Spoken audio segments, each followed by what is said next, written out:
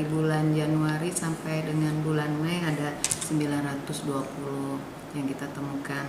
Tapi kita fokusnya sekarang di usia 0 sampai 2 tahun. Itu berjumlah 378 orang. Karena kalau yang di bawah 2 tahun ini itu yang harus kita intervensi agar tidak jatuh ke gizi buruk. Nah, ini yang dapat kita lakukan pencegahannya dengan cara fokus pemberian protein hewani.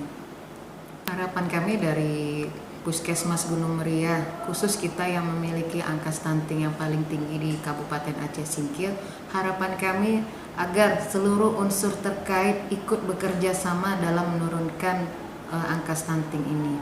Tidak hanya kami dari bidang kesehatan, tapi juga dari desa, kecamatan, dan khususnya sektor terkait lah, intinya agar bekerja bersama-sama kita menurunkan angka stunting di Gunung Meriah ini.